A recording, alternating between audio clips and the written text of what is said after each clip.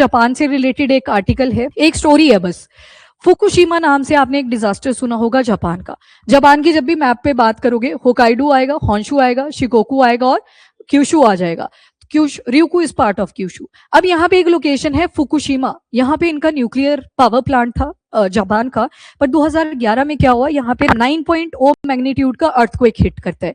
अब पानी वाला एरिया और जो प्लेट थी वो भी पानी के अंदर थी, अर्थक्वेक आ चुका है। और आपने पढ़ा था about focus, focus is the point जहां से अर्थक्वेक शुरू होता है। तो यहां से शुरू हुआ और एक सरफेस तक तो जाएगा, तो जो पहला पॉइंट आएगा जहां पे हिट करेगा दैट इज एपिसेंटर। अब यहाँ पे जो एपिसेंटर बना वो पानी के अंदर था, तो पानी के अंदर था तो आप देखते हो कोस्टल एरिया की तरफ जो डेप्थ होती है पानी की वो घटती जाती है। बीच में ऐसे थोड़ी होता आप चलने शुरू हुए और डूब गए साथ में, नहीं, आप चल सकते हो काफी एरिया तक, मतलब डेप्थ नहीं है पानी की। अब जब बीच में जाके कहीं ये हिट हुआ तो पहले जो वेव्स होंगी पानी की वो हल्की हल्की दिखेंगी, बट जैसे जैसे ये कोस्टल एरिया की तरफ आएंगी ये बढ़ती जाएंगी। क्यों? क्योंकि डेप्थ जो थी वो घटती गई। अब इससे क्या हुआ, जब 9.0 मैग्नीट्यूड का 2011 में अर्थक्वेक हिट होता है, इससे क्या जनरेट होगी, पानी के अंदर वेव्स।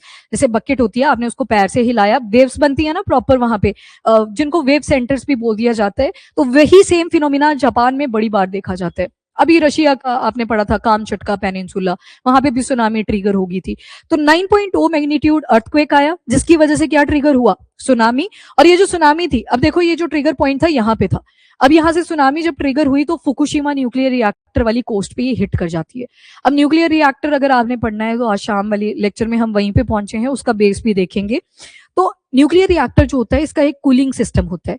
ये इलेक्ट्रिसिटी जनरेट कर रहे थे यहाँ से। अब इलेक्ट्रिसिटी जब जनरेट होती है, मैंने आपको बताया था कूलर्स लगाए जाते हैं ग्रिड्स के पास में, क्यों? ताकि ये गर्म ना हो, ओवर हीटिंग ना हो। उस पर आप पानी तो फेंक नहीं सकते, हवा ही फेंक सकते हो। सेम न्यूक्लियर रिएक्टर्स के अंदर भी बड़ी ज्यादा हीट जनरेट होती है, और उस हीट को जनरेट ना हो उसकी वजह से कूलिंग सिस्टम लगाए जाते हैं। अब जब सुनामी यहाँ पे ट्रिगर हुई, पावर कट ही हो गया। पावर कट हुआ तो मतलब आपका कूलिंग सिस्टम भी वहां पे फंक्शन नहीं कर रहा है, और वो जो न्यूक्लियर रिएक्टर था वो काम करता रहा, मतलब वो जनरेट करे जा रहा है इलेक्ट्रिसिटी, कूलिंग सिस्टम बंद हो चुका है, और यहाँ से सुनामी आ जाती है। वो न्यूक्लियर रिएक्टर की कोर भी जल गई थी, पूरी मेल्ट डाउन कर गई थी। अब सोचो उसने जाना कहाँ था, बाहर ही आना था। तो पानी के साथ साथ जो रेडियो एक्टिविटी थी वो हवा में, और जो न्यूक्लियर रिएक्टर के अंदर चीजें थी वो पूरी जमीन के ऊपर फैल जाती हैं। फुकुशिमा डिजास्टर, जैसे चेरनोबिल आप पढ़ते हो, आज का यूक्रेन और उस टाइम का सोवियत यूनियन, तो उसके साथ इसको भी one of the dangerous disaster माना जाता है न्यूक्लियर रिएक्टर्स की कैटेगरी में। तो जो न्यूक्लियर रिएक्टर्स हैं, बून तो हैं ही पर साथ में कर्स भी हैं। बून तब तक है जब तक आपको अच्छी चीजें प्रोवाइड कर रहे हैं, इलेक्ट्रिसिटी प्रोवाइड कर रहे हैं, एनर्जी सेक्टर को बूस्ट करवा रहे हैं। पर ऐसा डिजास्टर हो जाता है, या फिर न्यूक्लियर रिएक्टर्स में जो एनरिचमेंट है आप यूरेनियम की 90% तक कर रहे हो, न्यूक्लियर वेपन में उसको यूज कर रहे हो, वो फिर ट्रेजेडी कॉज करता है। तो ये जो फुकुशिमा में डिजास्टर हुआ 2011 में, अभी इसको पूरे 15 साल हो चुके हैं। 15 साल के बाद दोबारा से स्टेटमेंट आती है फ्रॉम द जापान कि हम अपना वर्ल्ड का जो सबसे बड़ा न्यूक्लियर रिएक्टर होगा जिसकी लोकेशन रहेगी ये वाला रीजन, दैट इज निगाता। ये जो पिंक कलर दिख रहा है ना आपको, ये वाला पार्ट, और यहाँ तक ये एक्सटेंडेड है। निगाता में ये दुनिया का सबसे बड़ा लार्जेस्ट न्यूक्लियर पावर प्लांट बनाएंगे, और उसको ऑपरेशनल करने की बात कर दी है। सारे न्यूक्लियर रिएक्टर को आप एक साथ नहीं चलाते। न्यूक्लियर रिएक्टर कैसे सोच लो कि बड़ी बड़ी बिल्डिंग्स हैं, 1 number 2 number 3 number 4 number and all, 22 भी हो सकती हैं, 10 भी हो सकती हैं। तो इन्होंने बोला कि हम शुरू करेंगे इस न्यूक्लियर रिएक्टर को। तो इसी वजह से ये फुकुशिमा डिजास्टर आ गया था न्यूज में। क्या क्या हुआ मैंने आपको पूरी स्टोरी बता दी। न्यूक्लियर रिएक्टर का मेल्टडाउन हो जाता है, जिसकी वजह से रेडियो एक्टिव मटीरियल जो था वो हवा, पानी और जमीन में पूरे एरिया में फैल जाता है। अब मुझे एक चीज बता दो, 2024 का जो नोबेल पीस प्राइज था वो भी जापान से रिलेटेड ही मिला था, हिबाकुशास। Very good. ये जो हिबाकुशास है ना, ये सर्वाइवर थे। वो सर्वाइवर तो वो हाइड्रोजन जो आपका न्यूक्लियर बॉम्ब टेस्ट करा था यूएस ने, हिरोशिमा एंड नागासाकी। पर ये एब्सटेन करते हैं कि न्यूक्लियर रेडियो एक्टिविटी जहां जहां पे भी निकलेगी उसके अगेंस्ट हम प्रोटेस्ट करेंगे। अभी भी बड़ी सारी बॉडीज यहाँ पे बन रखी हैं जो न्यूक्लियर रेडियो एक्टिविटी के अगेंस्ट है। प्रोटेस्ट जापान में भी देखने को मिला कि हम नहीं चाहते ये न्यूक्लियर पावर प्लांट दोबारा से शुरू हो।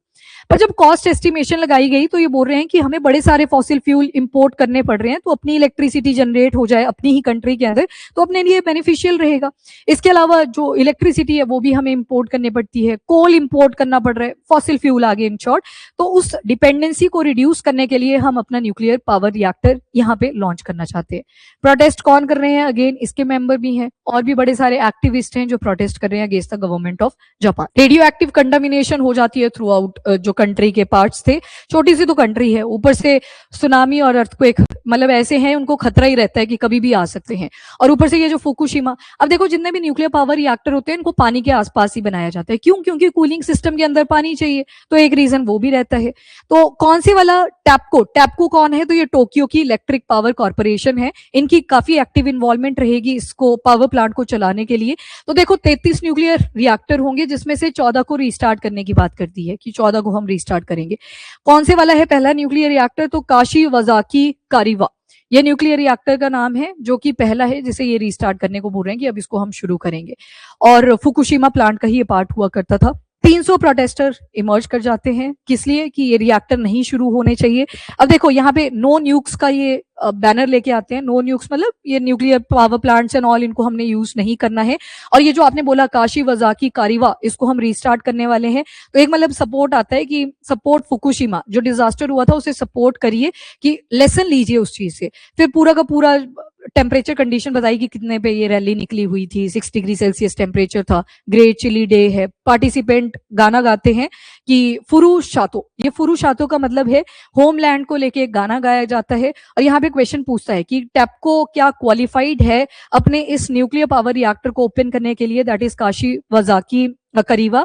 तो क्राउड रिस्पॉन्ड करता है नो, मतलब लोगों में आउटरेज है कि दोबारा से ये न्यूक्लियर रिएक्टर नहीं सपोर्ट करने, क्योंकि अर्थक्वेक की इंटेंसिटी जापान में बहुत ज्यादा इंक्रीज हो रखी है।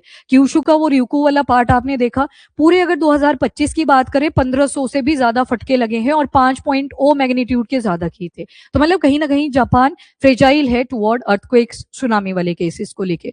ठीक, तो पोटेंशियल रीस्टार्ट ये टैपको तो बोल रहा है कि हमने कर ही देना है अब रीस्टार्ट, तो इसके अगेंस्ट हो रखी है सारी प्रोटेस्ट एंड ऑल।